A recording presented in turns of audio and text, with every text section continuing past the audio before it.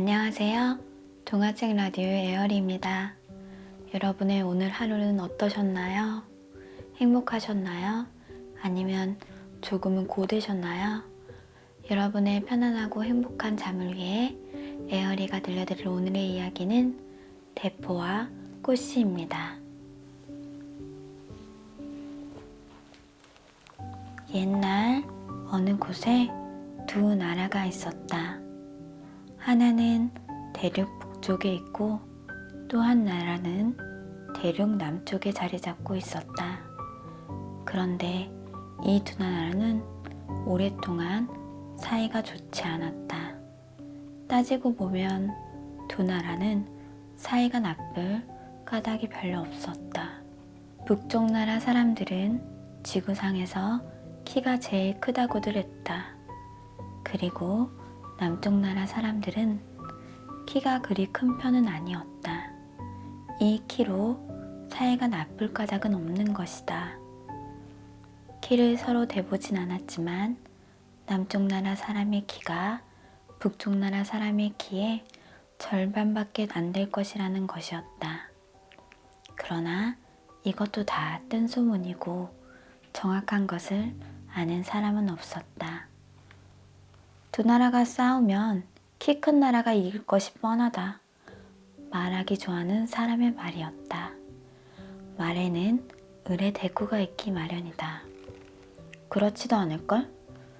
고추가 작아도 맵다는 말을 못 들었나? 그렇지. 작고 크고는 대봐야 안다고. 그리고 요즘에야 싸움은 무기가 하지. 사람이 하나 뭐. 다른 나라 사람들은 이 두 나라를 두고 입방아를 찧었다. 그럴 것 없이 싸움을 한번 붙여봤으면. 이런 실없는 소리를 하는 사람도 있었다. 어느 날이었다. 쿵! 남쪽 나라 궁전들에 쿵! 소리가 난 것이다. 건물들이 흔들렸다. 궁 안에 있던 사람들이 와르르 쏟아져 나왔다. 시커먼 포탄 하나가 떨어져 있었다. 총리 대신은 재빨리 사람들을 궁 밖으로 피신시키고 총사령관과 군인 몇만 남도록 하였다. 포탄의 굵기는 한 아름쯤 되고 길이는 한 발쯤 되었다. 포탄 한쪽 끝이 뾰족한데 그쪽이 땅에 박혀 반드시 서 있었다. 임금은 궁의 문을 나서면서 떨리는 목소리로 말했다. 괘씸한 녀석들, 기어이 싸우잔 말이지. 임금은 총리 대신을 불렀다. 빨리 총사령관에게 명하여 전쟁 준비를 하도록 하오. 예, 알겠습니다. 총리 대신은 사령관을 불러 싸울 태세를 갖추라고 명령을 내렸다. 총사령관은 즉시로 싸울 태세를 갖추었다. 그리고 임금의 명령만을 기다렸다. 총리 대신은 다시 임금 앞으로 나아갔다. 임금님, 아랠 말씀이 있습니다. 아랠 말씀보다 싸울 태세를 갖추었소? 염려 마십시오. 만반의 준비를 하고 싸울 태세를 갖추었습니다. 잘했소. 아래 말씀이란 뭐요? 이상한 데가 있습니다. 이상하다니? 뭐가 이상하단 말이오? 잠시 제 말을 들어주십시오. 총리 대신은 다음과 같이 설명했다. 포탄이 쿵 소리를 내며 떨어졌는데도 터지지 않는다. 그래서 포탄 둘레에 말목을 박고 줄을 매어 사람들이 얼씬도 못하게 하였다. 처음에는 궁중에 떨어진 것이 불반탈인 줄만 알았다. 그런데 전국에서 속속 보고가 들어왔다. 전국 각 시청 앞들에도 똑같이 시커먼 포탄들이 땅에 꽂혀 반드시 서 있다는 것이었다. 그런데 어느 하나도 터진 것이 없다고 하옵니다. 그래서 백성들이 신기하게 생각하고 있습니다. 글쎄, 그런 말을 듣고 보니 그렇기도 하군. 임금님, 또 하나 이상한 게, 예, 보고에 의하면 시커먼 포탄 위에 흰 글씨가? 예, 그런데 그 글을 알아보는 사람이 하나도 없습니다. 임금은 성미가 급했다. 그럼 빨리 대학 총장에게 알리시오. 외국어 교수 중에 아는 사람이 있을 거요. 총리 대신은 곧 그 글씨를 적어 총장한테서 곧 답이 왔다. 거기 쓰인 글은 북쪽 나라의 글자로 쓴 건데 꽃의 뿌리라는 뜻이라고 하였다. 임금은 머리를 가로로 흔들며 한 손으로는 긴 턱수염을 베베 꼬고 있었다. 수염을 너무 꼬아서 턱이 따끔하였다. 알 수 없는 노릇이군. 총리 대신은 정말 알 수 없는 노릇입니다. 하고 임금님처럼 머리를 가로저었다. 곁에 있던 사령관이 말했다. 임금님, 그렇더라도 마음을 놓을 수가 없습니다. 준비태세는 늦추지 않겠습니다. 임금은 생각에 잠겨 아무 말도 하지 않았다. 임금 대신 총리 대신이 말했다. 이를 말이오. 가서 명령을 기다리도록 하오. 예, 알겠습니다. 총사령관은 차려 자세를 하고 임금에게 경례를 붙인 다음 물러갔다. 임금은 다시 턱수염을 꼬며 총리 대신에게 말했다. 아직 마음을 놓을 수 없어. 그놈의 포탄을 쪼개보도록 하오. 총리 대신은 즉각 총사령관에게 명령을 내렸다. 총사령관은 곧 용감한 군인 몇을 불렀다. 제군들, 이 포탄에 쓰인 글로는 꽃의 뿌리가 들어있다는 말이다. 그러나 그대로 믿을 수 있겠느냐? 혹시 적이 흉계를 꾸며 이런 짓을 한지도 모른다. 다시 말하면 이 포탄을 쪼개는 데는 큰 위험이 따른다. 쉽게 말하면 포탄이 터져 죽을지도 모른다. 이것은 전쟁과도 같은 것이다. 나라를 사랑하다 죽는 일은 군인으로서 명예스러운 일이다. 알겠나? 예! 용감한 군인들은 큰 소리로 대답했다. 자, 그럼 지금부터 작업을 시작한다. 예! 포탄은 쉽게 분해가 되었다. 긴장 속에 조마조마하던 군인들은 피식 웃고 말았다. 겉에 흰 글씨로 쓰인 그대로 꽃의 뿌리가 가득 들어있던 것이다. 총사령관은 이 사실을 총리 대신에게 보고하고 총리 대신은 지체 없이 임금에게 보고했다. 보고를 받은 임금은 하고 신 같은 소리를 내었다. 이때 총리 대신은 자기의 슬기를 짜내고 있었다. 총리 대신은 언제나 이 나라는 자기 슬기 때문에 편안하다고 생각하고 있었다.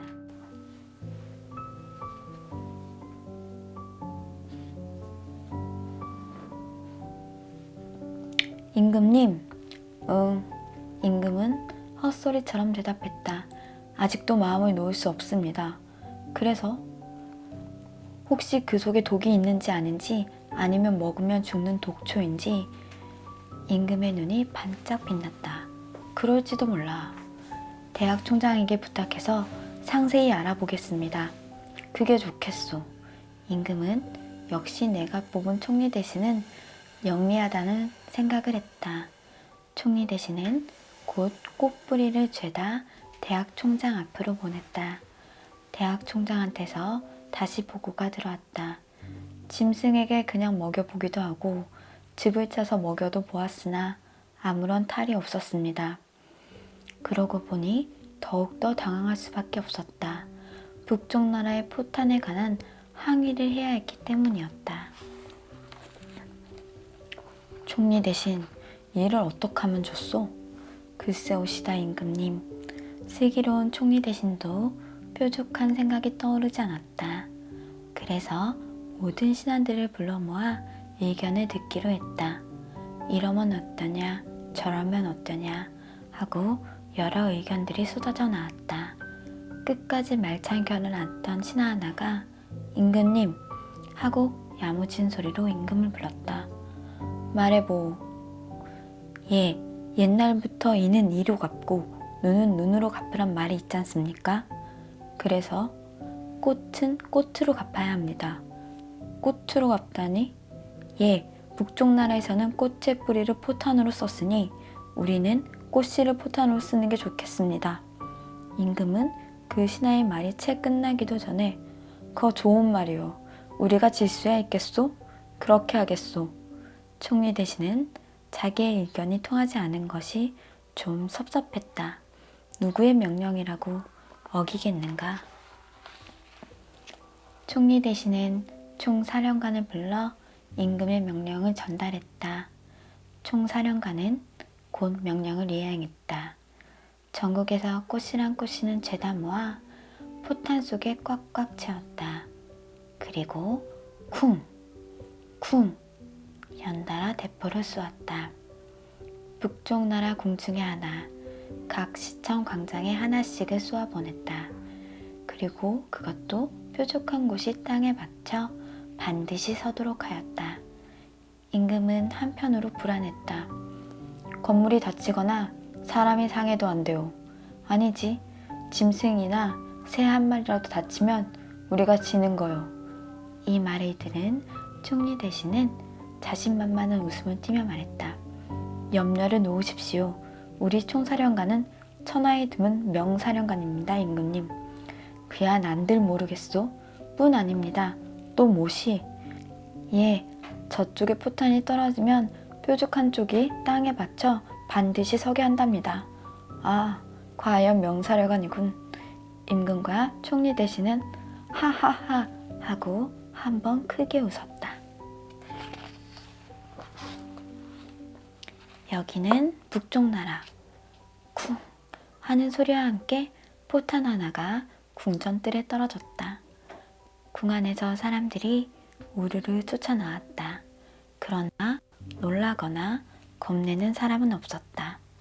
포탄의 굵기와 길이도 자기들이 보낸 것과 똑같았다.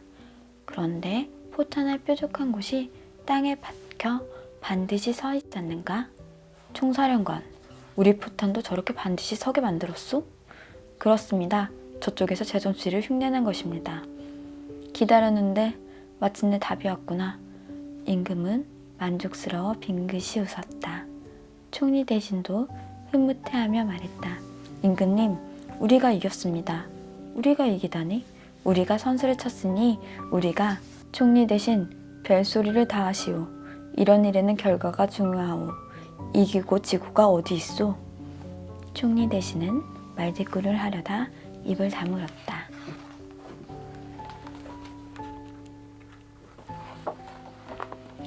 포탄 둘레의 말뚝을 받고 줄을 치지도 않았다. 포탄을 대학 총장에게 보내 알아보지도 않았다. 임금의 명령으로 포탄이 분해되었다. 그리고 탄환에 대한 보고도 지체 없이 전달되었다. 보고를 받은 임금은 웃는 얼굴로 총리 대신 우리가 졌소 하고 말했다. 임금님, 무슨 말입니까? 그렇잖소. 꽃의 뿌리보다는 꽃씨가 훨씬 많을 게 아니오. 많아도 이만저만 많지 않소. 10배도 넘을 거요. 임금님, 그게 무슨 말씀이십니까? 이런 일에는 결과가 중요합니다. 이기고 지고가 어디 있습니까? 참 그렇지? 하하하. 임금은 자기 말투를 그대로 되풀이하는 총리 대신의 말에 그만 웃음을 터뜨리고 말았다. 두 나라에서는 포탄에 실려온 꽃을 심었다. 남쪽 나라에서는 꽃뿌리를 심고 북쪽 나라에서는 꽃씨를 심었다. 그 많은 꽃뿌리와 꽃씨는 전국으로 나뉘어졌다. 봄이 오자 꽃이 피기 시작했다. 그런데 꽃 한가운데에는 여름에 피는 꽃, 가을에 피는 꽃도 있고 또 한겨울의 추위에도 끄떡없이 견뎌내는 꽃도 있었다. 두 나라는 아름다운 꽃나라가 되고 말았다. 남쪽 나라 임금은 남모르는 고민 하나가 있었다. 선수를 북쪽 나라한테 빼앗긴 것이 마음이 편치 않았던 것이다. 임금의 고민을 알아차린 총리 대신이 임금께 아뢰었다. 임금님, 지난번 북쪽에서 날아온 꽃뿌리 중에 우리나라에 없는 것이 세 종류가 있다고 합니다. 그래서 대학 총장의 부탁이라 하고 사신을 보내어 그 세 종류의 꽃 이름을 알아오라 하면 어떻겠습니까? 글쎄, 그렇다고 우리가 북쪽 나라에 굽히는 것은 아니겠지? 물론 있죠. 임금은 더 좋은 생각이 떠오르지 않아 사신으로 세 사람을 보내기로 하였다.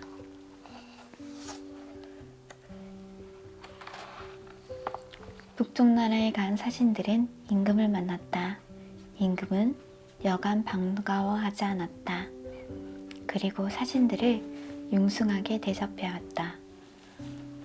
대학 총장이 사신들의 꽃밭으로 데려가서 꽃에 대한 설명을 들려주었다. 첫째 꽃, 이 꽃은 개미꽃이라는 개입니다. 꽃씨를 게으름뱅이에게 달여먹으면 게으름병이 당장 낫지요. 그래서 이 나라에는 게으름뱅이가 하나도 없다는 말도 덧붙였다. 사신들은 고개를 끄덕이며 신기해했다. 둘째 꽃, 이 꽃은 꿀벌꽃이라는 개입니다. 피었다 진 꽃을 삶으면 바로 꿀이 된답니다. 달지요. 벌꿀보다 더 달아요. 그리고 이 꿀을 많이 먹기 때문에 사람들은 인정의 꿀맛 같다고도 했다. 셋째 꽃, 이 꽃은 나비꽃이라는 개입니다. 이 꽃의 꽃잎은 여느 꽃처럼 시들지 않습니다. 꽃잎 하나하나가 나비처럼 훨훨 날아다닙니다. 그 모양은 장관입니다. 장관이고 말고요. 사신들은 설명을 들을 때마다 신기하여 놀라움을 금치 못했다. 임금은 사신들을 좋은 숙소에 머물게 하고 총리에게 깍듯이 모시라고 하였다. 다음 날 총리 대신은 남쪽 나라 사신들을 데리고 꽃밭으로 갔다. 이 세 종류의 꽃은 우리나라에 없는데 좀 설명해 주십시오. 사신들은 번갈아 가며 꽃에 대한 설명을 들려주었다. 첫째 꽃, 이 꽃은 무지개꽃입니다. 보십시오. 줄기도 그렇지만 꽃잎들이 7가지 빛깔로 되어 있지 않습니까? 그리고 남쪽 나라에서는 여자들 옷에 이 꽃무늬를 놓는다 하였다. 그래서 여자들의 얼굴은 언제나 무지개처럼 환하다고 설명을 덧붙였다. 총리 대신은 고개를 끄덕이면서 신통하군 하였다. 둘째 꽃, 이 꽃은 노을꽃이라고 합니다. 꽃의 빛깔을 보십시오. 아침, 저녁 노을의 빛깔이 아닙니까? 그리고 이 노을을 사랑하는 남쪽 나라 사람들은 예술을 무척이나 좋아한다는 말도 잊지 않았다. 신통하군. 셋째 꽃, 이 꽃은 꿈꽃입니다. 모습을 보십시오. 꽃 꿈을 꾸고 있는 아가들의 눈매 같지 않습니까? 그리고 남쪽 나라 사람은 좀 더 아름답고 좀 더 높은 그 무엇을 항상 꿈꾸며 살아간다는 말로 끝을 맺었다. 신통하군. 북쪽 나라에서도 남쪽 나라에 사신을 보냈다. 사신들은 개미꽃, 꿀벌꽃, 나비꽃의 뿌리를 나귀의 바리바리 싣고 갔다. 남쪽 나라 임금도 북쪽 나라 사신을 반가이 맞이하여 했다. 그리고 사신들이 돌아갈 때는 무지개꽃, 노을꽃, 꿈꽃의 꽃씨를 나귀에 잔뜩 실어 보냈다.